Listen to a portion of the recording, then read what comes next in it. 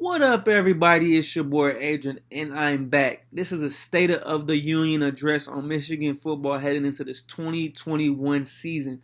I have been very critical of this program, and we have done nothing but underachieve since Jim Harbaugh has got here, especially after the year they lost in overtime to Ohio State, and it has got nothing but worse. And those weren't even his players he recruited. Now, they opened the season up against Western Michigan, which should be easy W. They typically like to open the season against MAC teams or a lower level AAC team. And no surprise, they're not ranked in the AP preseason top 25. Now, their schedule is 12 games this year, and I broke it down into half and half. Six games is, I feel like, automatic, but that's the bottom of the Big Ten. Before I jump into this, the 6 games that are going to define this season and define maybe Jim Harbaugh's tenure and maybe his possible last season at Michigan, I'm going to talk about his coaching record. Now, he's going into the 7th season, 49-22. That's 5th best in the Big Ten over that time. Now, in the months of November, December, January, 15-12 against his record.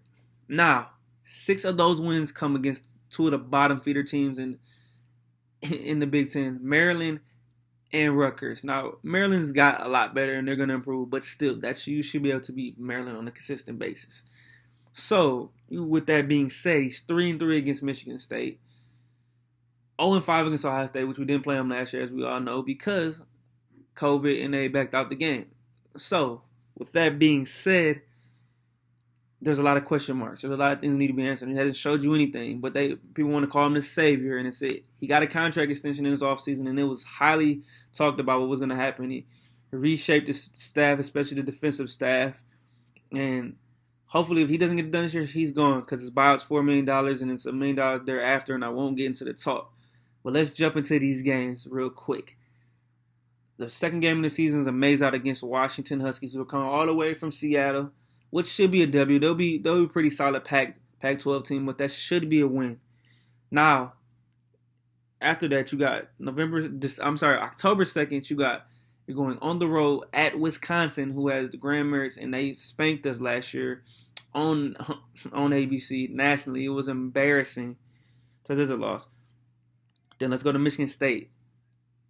October 30th, the day before Halloween. That should be a W. Michigan State is improving, but I still think they got another year before they're really, really competitive. But Mel Tucker will have those guys playing.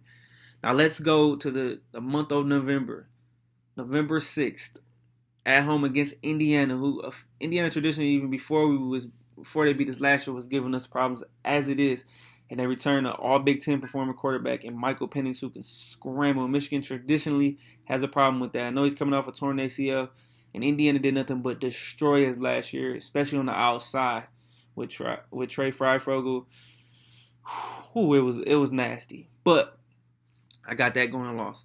Then you go to November 13th on the road against Penn State. Traditionally, in these last 6 to 8 years, every time we play Penn State at Penn State, it's usually a whiteout. Michigan usually loses that game. So that's another loss.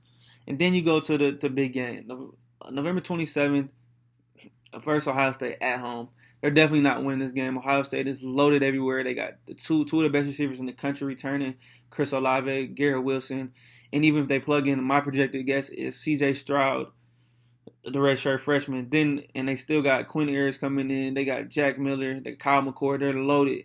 And they just need a guy to come in there and play. Defense will be good. Maybe they'll keep it close, but I doubt it. It'll be another spanking. So that's another L. So, in my opinion, they're going to finish 8-4. Another mediocre season. Maybe go to a trash bowl game. Maybe win that game. So maybe 9-4. Who knows? But the regular season 8-4 until they show me otherwise. And I have to be tough on this team. Now, Jim Harbaugh made all these changes, right? So now guess what? He's the quarterback whisperer, but we have another quarterback race between returning quarterback Cade McNamara. Alan Bowman was a transfer from Texas Tech, but I just don't see him playing in the fold. And then we have the incoming 5-star quarterback J.J. McCarthy, highly touted. Now, I don't think J.J. will win this job right away, but what I'm looking for to see is if he can somehow pry that starting job away from Cade this year. As soon as Cade makes a mistake, J.J. needs to come in and play big. Jim Harbaugh needs to finally develop a quarterback, and that has been the key in this whole process. Michigan's never had great quarterback play since he's been there, and that has been the key issue. You look at all the teams that win national championships have had phenomenal quarterback play, from a Deshaun Watson to Justin Fields to anybody Alabama players, from a Tua.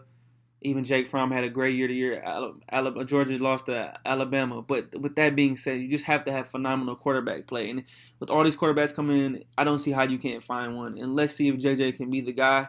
I'm optimistic, but I'm not going to jump up and down and say he's a savior, because Michigan is the first program to always anoint somebody before they actually do anything. And I need to finally see that. And I'm going to be as tough as anybody when it comes to that.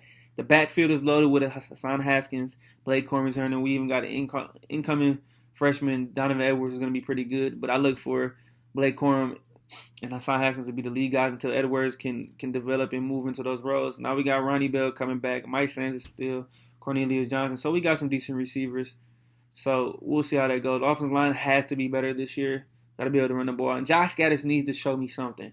He needs to be something consistent instead of just going all around everywhere. He's going into his third year and still have nothing of any significance.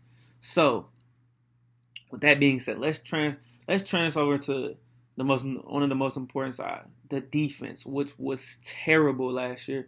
Traditionally under Harbaugh, the defense has always been the ones carrying the offense. With that being said, got a new defensive coordinator, Mike Macdonald. Was on the Baltimore Ravens staff. He's bringing in a 3-4 defense base, multiple looks, so it's going to be different. Now, the biggest key is, can these outside corners improve? Jamon Green and Vincent Gray were atrocious last year. All teams did was basically throw a 9 route down the side of the field to teams and let them do their thing. And Michigan was getting torched, from Rocky Lombardi torching us, Ricky White, a freshman, having over 200 yards, and Michigan State was not a good team last year. Indiana was a good team. They got Michigan got torched by them. Ohio State, if we would have played, got torched by them. Even got torched by Penn State. It was just not good. So hopefully he comes in, they can improve. I like Daxton Hill on the safety spot. I think he's the best player on the defense, along with Aiden Hutchinson coming back from ankle injury. Some guys have got to step up and improve. Linebacker core has to be better. Josh Ross is going to be the leader of that. But let's see what this defense can do. So there's a lot that needs to be settled as camp comes along and as the season is approaching fast, and I mean fast. And I am hard on this team. 8-4, like I said out the gate. I'm going to stand firm on that until they prove me wrong, because we have been nothing, like I said, but underachievers since Harbaugh has got there. We're the Texas of the Midwest, and Texas does a lot of the barking too, but cannot back it up. So let me see something before I hear all this yipping and yapping. Show me something. I'm excited because obviously football season's come. But I know just got a feeling this team is going to find a way to let us down again and not show improvement. The biggest thing I need to see is improvement, even if it is not that great. Even if they get the 10 wins every year, but I need to see improvement all across the board, because Michigan does a great job of recruiting. But traditionally, to win a national championship, you need to be in at least the top 10 every year of recruiting, and this makes a big impact on how this team plays. Especially this year, we could go get a guy like a Josh Cornley Jr., offensive tackle from Washington. We could go get a Walter Nolan. But if they don't see improvements, then we're going to lose them to the Alabamas, the USCs, the Clemsons, the Ohio States every year, because the recruits are not going to come here if they don't see improvement. Especially some of the guys that we've had over the years have done better in the NFL. This past year, Donovan Peoples-Jones, he was undervalued at Michigan, didn't make much of an impact as he should. Look what he's doing with the Cleveland Browns heading into his second year. It's just little things like that, little keys to detail to show how this program can improve, because it's nothing but underachieved. It's there, but Jim Harbaugh may not be the guy. I don't think he's the guy. Until I see otherwise, show me different. But we'll see going into this 2021 season. But I'll be back. More updates, talk about Michigan football. But that here is my State of the Union address. Everybody, do not forget to follow me on Twitter. Hit that subscribe button, like, and tell a friend. And like I always say, keep chasing your dreams. Don't let anybody tell you can't do anything. It's your boy Adrian, and I'm out.